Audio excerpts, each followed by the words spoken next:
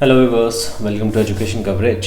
आज जो हमारी वीडियो होगी वो क्लास 11th की एनसीईआरटी जो बुक है वो हम लोग स्टार्ट करने वाले हैं। चैप्टर 1 जो हमारा चैप्टर है सेट्स, उसकी फर्स्ट एक्सरसाइज है the very first video of 11th class, exercise 1.1 introduction video. ठीक है, जैसे मैंने पहले ही बताया था हम हर एक्सरसाइज से पहले का इंट्रोडक्शन वीडियो रखने वाले हैं। सेम हम इस एक्सरसाइज के लिए भी कर रहे हैं। ठीक है, मेरे पास यहाँ पर है 11th क्लास एनसीईआरटी। हम लोग स्टेप वाइज देखने वाले हैं कि हमें एक्सरसाइज में कौन कौन सी चीज़ों की ज़रूरत होगी और हम वन बाय वन उनके बारे में अच्छे से बात करेंगे। ठीक है, मैं चैप्टर की शुरुआत हमेशा उसके नाम से करता हूँ। ठीक है, मुझे नहीं पता बाकी टीचर्स कैसे करते हैं या आप कैसे पढ़ते हैं, बट मैं प्रेफर करता हूँ कि जो चैप्टर का नाम है, जो नेम ऑफ द चैप्टर है, ठीक है, हमें उसी के बारे में पहले पता होना चाहिए। जैसे यहाँ पर है सेट्स, सबसे पहला क्वेश्चन हमारे माइंड में यही रेज होना चाहिए कि व्हाट इज़ सेट्स, है ना। सेट्स होते क्या हैं या सेट क्या होता है, व्हाट इज़ अ सेट। तो चलिए पहले इसी के बारे में बात करते हैं कि सेट क्या होता है ना। सेट की एक डेफिनेशन हमारे पास है, हमारी बुक में एनसीईआरटी में मेंशन है। सेट की डेफिनेशन क्या है कि इट्स अ कलेक्शन, है ना, it's a collection of well defined object, well defined objects. मतलब मेरे पास कुछ डिफाइन ऑब्जेक्ट्स होने चाहिए और मैं उनका कलेक्शन करता हूँ, मैं उनका ग्रुप, है ना, you can say group also, मैं उनको ग्रुप बनाता हूँ, ग्रुप फॉर्म करता हूँ, तो उसे सेट या सेट्स बोलते हैं। जब हमारे पास ज़्यादा हो जाएंगे तो सेट्स बोलेंगे और अगर सिंगल है तो सेट। क्लियर। अब इसके अंदर ना जो ये डिफाइन वर्ड है इसकी बहुत इम्पोर्टेंस है। ऐसा मतलब ये जो डेफिनेशन में वर्ड है इससे बहुत सारी चीज़ें स्पेसिफाई हो जाती हैं कि मतलब हर चीज़ सेट नहीं हो सकती। ठीक है ना, सेट की अपनी एक डेफिनेशन क्रिएट हो गई है कि सेट के अंदर ऑब्जेक्ट कौन से होंगे वो हमें इससे पता चल रहा है। ठीक है, कलेक्शन वो होगा बिल्कुल, ठीक है, ग्रुप होगा, इसमें कोई डाउट नहीं है। ऑब्जेक्ट्स का ग्रुप होगा, ऑब्जेक्ट्स में कुछ भी चीज़ें आ सकती हैं। ठीक है, लेटर्स आप लोग ले सकते हो, कुछ भी ले सकते हो, ग्रुप बनाना है आप लोगों को, तो ग्रुप होगा। ठीक है, ऑब्जेक्ट्स का होगा लेकिन डिफाइंड ऑब्जेक्ट्स का होगा। हम आगे बात करेंगे, हमारे पास एक्सरसाइज में भी क्वेश्चंस हैं कि आप मुझे बताओ भाई ये सेट्स का एग्जांपल है कि नहीं है, सेट है या नहीं है। तो उसमें हम लोग यही चीज़ें देखने वाले हैं, इसकी डेफिनेशन देखने वाले हैं। ठीक है ना, वो डिफाइंड ऑब्जेक्ट्स का सेट बन रहा है कि नहीं बन रहा है, तो वो ज़रूरी है। ठीक है, डिफाइन होना ज़रूरी है, हमें पता होना चाहिए कि हमें सेट्स में कौन कौन सी चीज़ें डालनी है और कौन कौन सी चीज़ें नहीं डालनी है।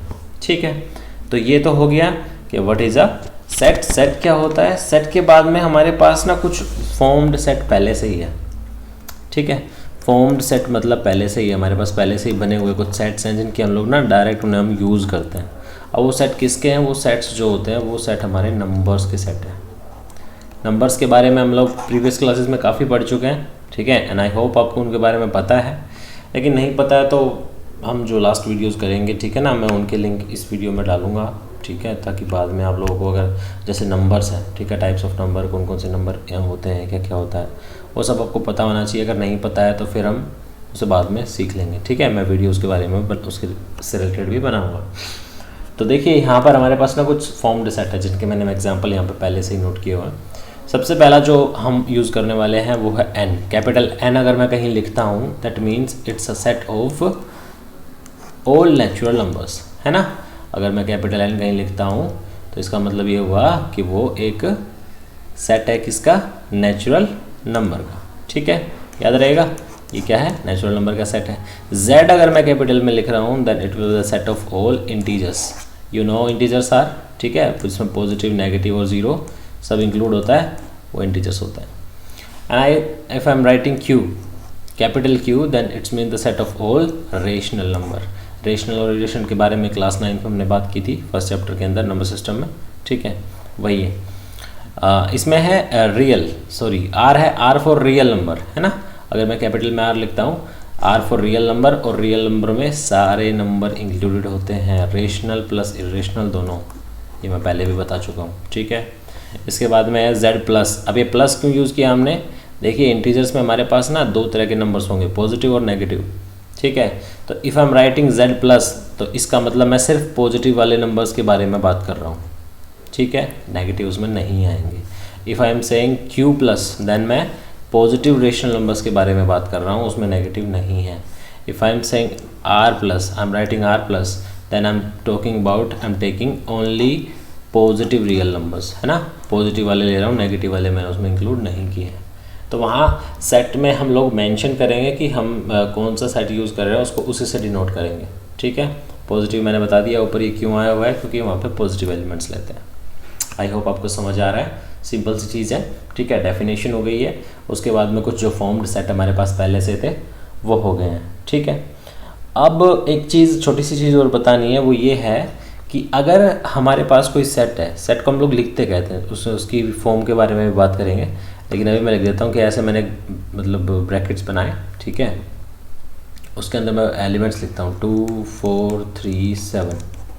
ठीक है, दूसरा कोई लड़का है, ठीक है, कोई स्टूडेंट है, वो लिखता है ऐसे 4 3 7 2, ऐसे लिख दिया उसने। ठीक है, ये लिख दिया उसने। तो क्या ये अलग अलग सेट हैं? इस सेट का नाम अगर ए है तो इसका सेट ना, इस सेट का नाम कुछ और होगा। ऐसा देखिए, ऐसा है कि ना एलिमेंट्स को अगर मैं इसकी अरेंजमेंट को चेंज करता हूँ तो उससे सेट चेंज नहीं होता। ऑब्जेक्ट सेम है, 4 आ रहा है इसमें भी, 3 आ रहा है इसमें, 7 आ रहा है इसमें और 2 आ रहा है। ऑब्जेक्ट सेम है, देन सेट्स भी सेम ही होंगे। ठीक है, उनको आगे पीछे करने से ना एलिमेंट्स को या ऑब्जेक्ट्स को तो कोई फ़र्क नहीं पड़ता।